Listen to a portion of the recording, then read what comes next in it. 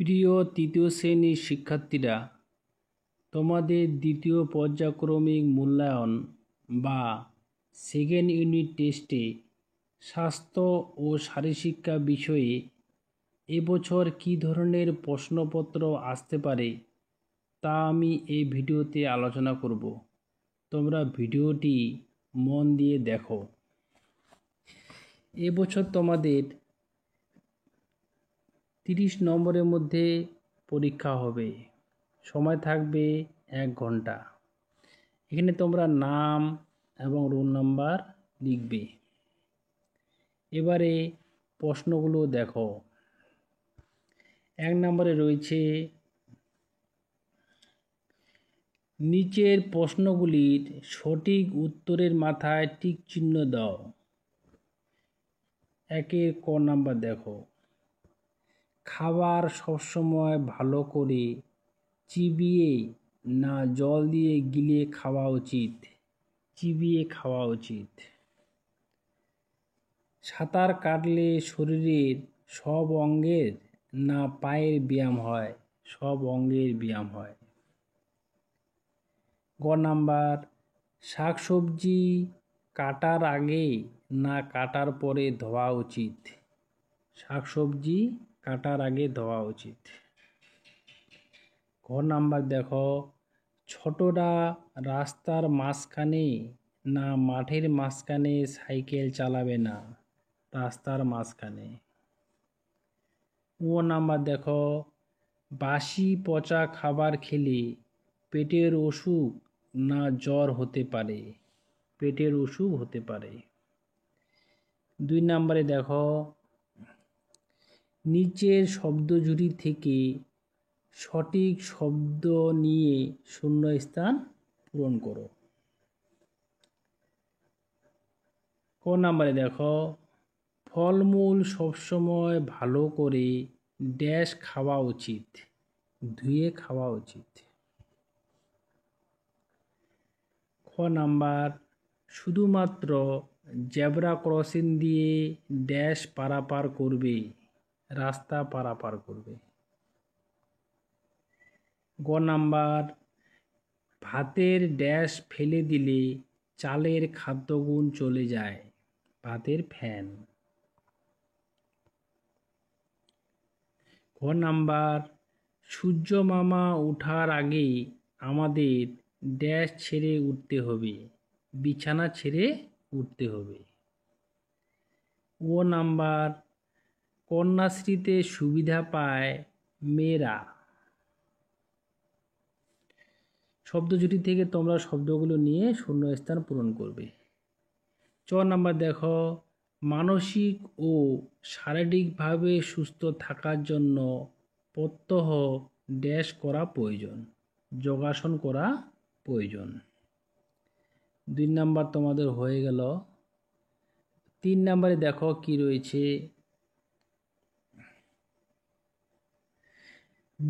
বিবৃতিটি সত্য বা মিথ্যা লেখো।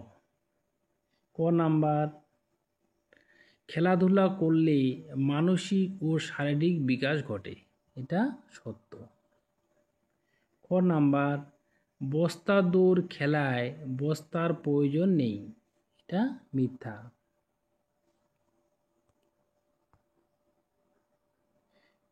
4 নম্বরে দেখো,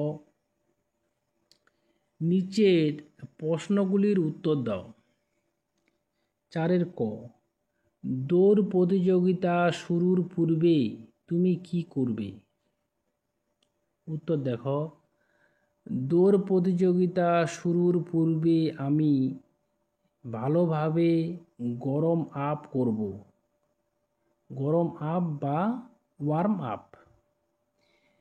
2 নাম্বার, মনোসংযোগ বাড়াবো। 3 নাম্বার, লাইনে গিয়ে ঠিকভাবে দাঁড়াবো। খ নাম্বার দেখো, তুমি কখন ঘুম থেকে উঠবে? আমি সকালে সূর্য ওঠার পর ঘুম থেকে উঠব। গ নাম্বার দেখো, সব সময় কোন কোন জিনিস ঢেকে রাখতে হয়? সব সময় খাবার, জল, বই খাতা ও নিজের শরীর ঠিকমতো ঢেকে রাখতে হয়। ঘর নাম্বার দেখো, কারা কারা তোমার গুরুজন তা লেখো। আমার গুরুজন হলেন বাবা, মা, শিক্ষক ও শিক্ষিকা, দাদু ও দিদা। অর্থাৎ আমার বয়সের চেয়ে যারা বড় তারা সবাই আমার গুরুজন। এভাবে তোমরা লিখতে পারবে। ও নাম্বার দেখো, তুমি নিজে অনুশীলন করো এমন যে কোনো দুটি যোগাসনের নাম লেখো। উত্তর দেখো, আমি নিজে অনুশীলন করি পদ্মাসন ও শবাসন। তোমরা অন্য আসনের নামও এখানে দিতে পারো। 5 নম্বরে দেখো, বাম দিকের সঙ্গে ডান দিক মেলাও। বাম দিকে কি রয়েছে? লাল আলো সংকেত বলে থামো।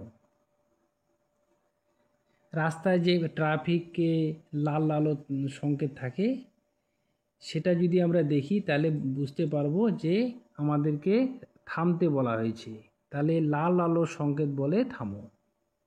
খ নাম্বার, যে রাস্তায় দ্রুত গতিতে যানবাহন চলে সেই সব রাস্তায় সাইকেল নিষিদ্ধ। দ্রুত গতিতে রাস্তায় যানবাহন চললে সাইকেল চালানো যাবে না। গ নাম্বার, রুমাল দৌড় খেলায় দম বৃদ্ধি পাবে। ঘর নাম্বার দেখো, গাড়িতে বসার সময় সিট বেল্ট লাগাতে হবে। 5 নাম্বার হলো, 6 নাম্বার দেখো, নিচের প্রশ্নের উত্তর দাও।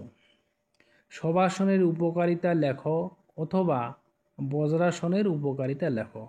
আমি এখানে একটা লিখে দিলাম, তোমরা দুটোই পড়ে যাবে। ক নাম্বার দেখো, শবাসনের উপকারিতা।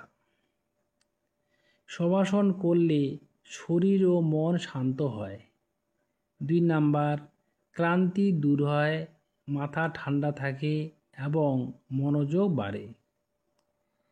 3 নাম্বার দেখো, শবাসন করলে ভালো ঘুম হয় এবং দেহের সব পেশি বিশ্রাম পায়। তাহলে স্বাস্থ্য ও শারীরশিক্ষা বিষয়ে তোমাদের কি ধরনের প্রশ্নপত্র আসতে পারে সেটা নিয়ে আজকে আমি এই ভিডিওতে আলোচনা করলাম। যদি ভিডিওটি তোমাদের ভালো লাগে সাবস্ক্রাইব করবে এবং বন্ধুদের শেয়ার করবে।